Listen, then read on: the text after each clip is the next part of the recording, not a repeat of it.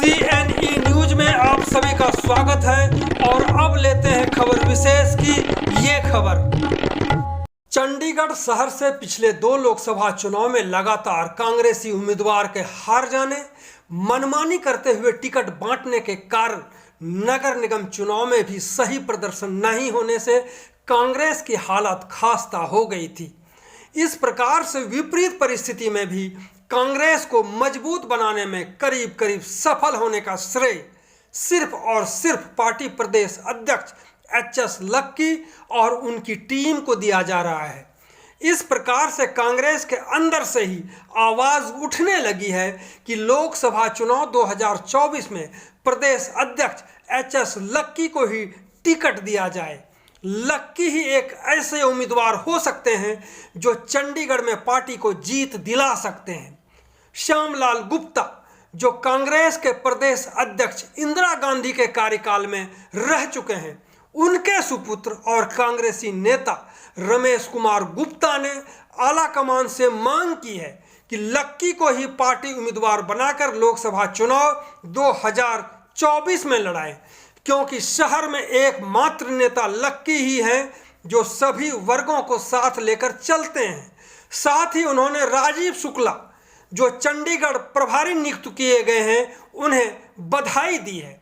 अब सुनते हैं रमेश कुमार गुप्ता को उन्होंने कांग्रेस के आला कमान से मांग करते हुए HS लक्की की बात किस तरह से कही है। वजह इस समय जो चंडीगढ़ जब से श्री HS लक्की जी जो हमारे dynamic young grass root level के लीडर प्रधान बने हैं चंडीगढ़ के पद पे, और सब लोगों को अपने साथ लेकर चल रहे हैं कांग्रेस में जोड़ जोड़ के। क्या कॉलोनियाँ, क्या लेबर, क्या विलेजेस, क्या यूथ कांग्रेस, क्या दूसरे हर वर्ग के नेता लीडर को, हर वर्ग के वर्कर्स को साथ लेकर इसमें कांग्रेस में 1.5 साल से ऊपर होने को आ रहा है और कांग्रेस में पूरी जान डाल दिया और एक ऐसा माहौल बना दिया है कि चंडीगढ़ में कांग्रेस की बिल्कुल जीत हो सकती है। बशर्ते कि हाई कमांड ऐसे यंग लीडर को, जो हमारे प्रधान जी हैं, जो सबको साथ लेकर चल रहे हैं, इनको अगर सही डिस्ट्रीब्यूशन से टिकट चंडीगढ़ कॉन्स्टिट्यूंसी की इस बार दे दें तो 101% यही एक कैंडिडेट। यानी आप कुल मिला के ये कहना चाह रहे हैं कि जो HS लक्की ने काम किया है, हाँ, अगर HS लक्की को हाई कमान ने टिकट देनी चाहिए तो जीत निश्चित है। और ये सारी जनता, चंडीगढ़ की जनता की आवाज़ है।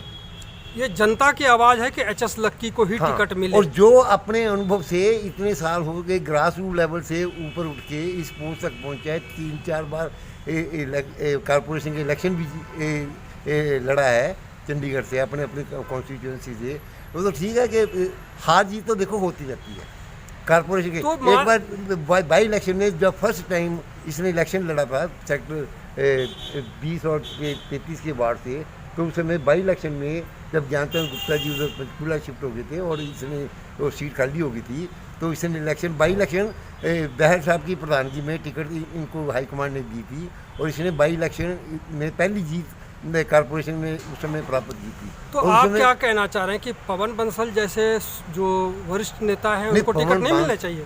ये हम नहीं कह सकते। पवन बंसल जी हमारे इतने वरिष्ठ नेता हैं, 4 बार केंद्र में मंत्री, 4 बार। इसके बाद भी आप HS लक्की का नाम ले रहे हैं, तो हो सकता है कि कुछ लोग नाराज भी हो जाएं आपसे। इस बातों से हमें कोई फर्क नहीं पड़ता, कोई नाराज हो जाए या खुश हो जाए। मतलब जो सच है वो जो सच है वो हम तो वही बात कर रहे हैं। यानी आज के समय में चंडीगढ़ की एक और बार कहना चाहता हूँ कि ये जो पिछला इलेक्शन जो कॉरपोरेशन का चुनाव हम हार गए चंडीगढ़ कांग्रेस से, वो अपना, और ये एक कारण तो ये था कि आम आदमी पार्टी, वो हमारे कांग्रेस के ही वर्कर और नेता जाकर उन्होंने शामिल होकर पार्टी में, और उन्होंने वहाँ पे जो इनको टिकटें नहीं दे रहे थे उन लोगों ने वहाँ पे टिकटें लेकर उन्होंने कांग्रेस को डेंट पहुँचाया है। वो तो ठीक है, हाँ, लेकिन जो आज के समय में लोकसभा चुनाव 2024 सामने है, हाँ जी। ऐसी परिस्थिति में आप यही कहते हैं कि एच.एस. लक्की ही एच.एस. लक्की ही जीत सकते हैं, जो इस समय कांग्रेस के वर्कर को साथ लेकर सारे अपना दिन रात मेहनत कर रहे हैं और हर लीडर को, हर नेता को, हर वर्ग के लोगों को साथ लेकर अपने साथ जोड़ के कांग्रेस के लिए काम कर रहे हैं। दिन रात आप मेहनत कांग्रेस कर रहे ऑफिस में बैठ के बात कर रहे हैं, हो सकता है कोई बड़े लीडर जो है आपसे नाराज हो जाएंगे। हैं। अरे मैं तो रिटायर्ड आदमी हूँ, हैं, हेरिडिटी हमें कांग्रेस में मिली हुई है। हमारे पिताजी चंडीगढ़ कांग्रेस के प्रेसिडेंट रहे 1960 से 1972 तक, हैं। क्या नाम है पिताजी का? श्री श्यामलाल गुप्ता जी। श्यामलाल गुप्ता जी। आपका शुभ नाम क्या है? मेरा नाम रमेश कुमार गुप्ता। रमेश कुमार गुप्ता। हाँ जी। आपने कांग्रेस कब ज्वाइन किया? मैंने आफ्टर रिटायरमेंट ज्वाइन किया 2009 में। 2009 से कांग्रेस में। तो निश्चित रूप से आप जो स्टडी करते हुए आप कह रहे हैं कि एच.एस. लक्की ही यहाँ से चुनाव जीत सकते हैं, ये बहुत बड़ी बात कह रहे हैं, क्योंकि आपका अनुभव भी बोल रहा है। अनुभव तो हमारा 50 साल से ही है।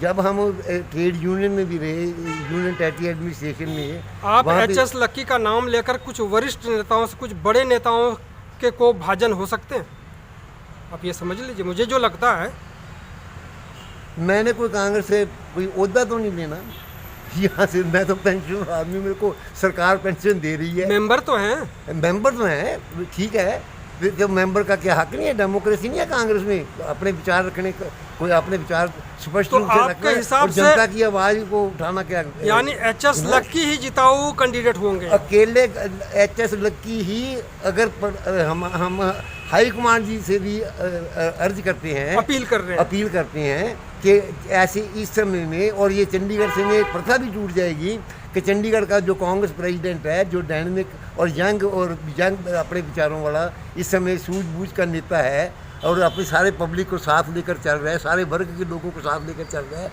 इतनी मेहनत कर रहा है, इस बार ये प्रथा भी तोड़ रहे कि जो चंडीगढ़ का कांग्रेस प्रेसिडेंट है उसको टिकट दी जाए, चंडीगढ़ के लोगों की ही सेवा कर रहा आप है। सोच लीजिए, मैं इस जो आप बता रहे हैं, क्या इसको मैं चैनल पे चला दूं?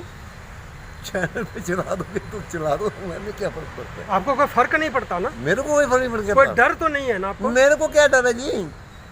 मेरे को किस चीज़ का डर? मतलब जो सच है वो बोल रहे हैं। मैं तो सच जनता की आवाज़ बोल रहा हूँ। जनता की आवाज आप कह रहे हैं। बहुत बहुत धन्यवाद आपका। चंडीगढ़ के जनता की आवाज़ बोल रहा हूँ। चंडीगढ़ की हाँ। जनता की आवाज। चंडीगढ़ की जनता की आवाज़, जो चंडीगढ़ की फिर से जनता एक बार चाह- नाम बताएंगे अपना? रमेश कुमार गुप्ता। रमेश कुमार गुप्ता जी। रहते कहाँ हैं? मैं सेक्टर 44D में। 44D। बहुत बहुत धन्यवाद आपका। CNE न्यूज के साथ बने रहने के लिए आप सभी का बहुत बहुत धन्यवाद।